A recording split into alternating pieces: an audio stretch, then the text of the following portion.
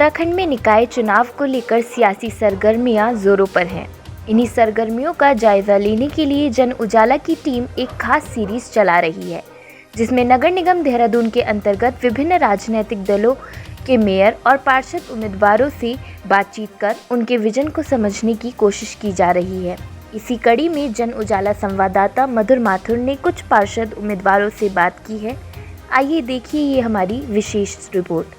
नमस्कार, मैं हूं मधुर माथुर और आप देख रहे हैं जन उजाला न्यूज। इस वक्त हम मौजूद हैं वार्ड नंबर 72 के कांग्रेस पार्षद प्रत्याशी नितिन रावत जी के साथ। सर, पार्टी ने आप पर विश्वास जताकर पहली बार आपको अपने प्रत्याशी के रूप में चयनित किया है, तो आप पे एक बहुत बड़ी जिम्मेदारी भी है। तो पार्टी की उम्मीदों पर आप किस तरह से खरे उतरेंगे, या क्या आप अपनी पार्टी से कहना चाहते हैं? सबसे पहले तो आपका बहुत बहुत आभार व्यक्त करता हूँ। पार्टी का मैं बहुत बहुत आभारी हूँ कि युवाओं को मौका देने का कार्य पार्टी ने किया, और ये कांग्रेस पार्टी में ही हो सकता है कि नए युवाओं को, ऊर्जावान युवाओं को, शिक्षित युवाओं को क्षेत्र का प्रतिनिधित्व करने का मौका मिले। आपने क्या ऐसी समस्याएं फिर देखी है कि आपके क्षेत्र में जिन पर आप आगे कार्य करना चाहते हैं?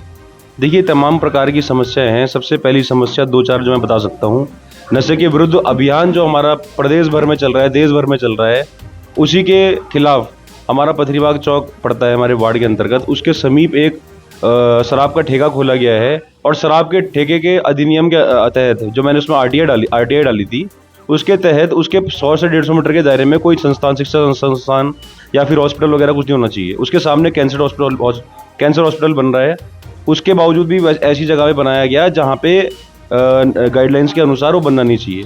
तो सबसे पहले मैं उसे बंद कराने का कार्य करूंगा। दूसरा, क्या आप जानते हैं कि देहरादून जिले का सबसे बड़े थानों में से एक टोटल नगर थाना आता है, लेकिन मेरा मानना यह है कि ये थाना सिर्फ क्या चालान का पैसा काटना और ये करना, अवैध वसूली करना, मेरे हिसाब से इसके अलावा कोई कार्य नहीं हो रहा। क्योंकि काली मंदिर से लेके इस थाने के बीच में तमाम प्रकार के बाहर अन्य प्रदेश के लड़के जो आते हैं, नशे करके और गुंडाबाजी करके, लड़ाई झगड़े करके, यहाँ पे दिन रात सुबह शाम चोरी डकैती, ये वो इतनी सारी तमाम प्रकार की यहाँ पे समस्याएं होती है। और उसके बाद यदि कोई पुलिस को कॉल करे तो मेरा मानना है घंटे, 1.5 घंटे, 2 घंटे बाद जब सारी चीज़ हो जाती है, उसके बाद पुलिस मौके पे पहुंचती है, और उसके बाद भी कोई कार्रवाई नहीं होती।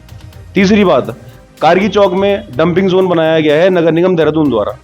ये आबादी वाला क्षेत्र है, घनी आबादी वाला क्षेत्र है, जिसके वजह से जो वहाँ पे डंपिंग जोन है, उसके वजह से तमाम प्रकार की बदबू, तमाम प्रकार की बीमारियाँ उत्पन्न होती है। तो मेरा मानना यह है, अगर मुझे लोग चुन के भेजते हैं तो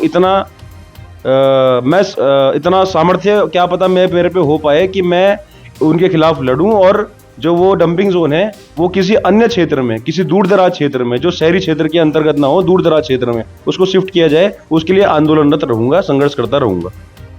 एक आप पर बड़ा दायित्व ये भी है कि आपको अपने कांग्रेस प्रत्याशी वीरेंद्र पोखरियाल जी के लिए भी अपने क्षेत्रवासियों से वोटों की अपील करनी है, तो उसको लेकर क्या कुछ तैयारियां हैं आपकी? वीरेंद्र पोखरियाल जैसे साफ छवि के व्यक्ति, बेदाग छवि के व्यक्ति, ईमानदार छवि के व्यक्ति का अगर हम प्रचार करेंगे तो उससे हमारा भी फायदा होगा और पार्टी का भी फायदा होगा। मेरा मानना है वीरेंद्र पोखरियाल जी भारी से भारी बहुमत से विजयी होंगे। जैसा कि आपने देखा, कांग्रेस प्रत्याशी ने जन उजाला के साथ अपने विजन को साझा किया। पार्षदों के इन्हीं विजन को लेकर जन उजाला आगे भी ऐसी ही रिपोर्ट बनाता रहेगा। इसीलिए जुड़े रहिए जन उजाला के साथ। धन्यवाद।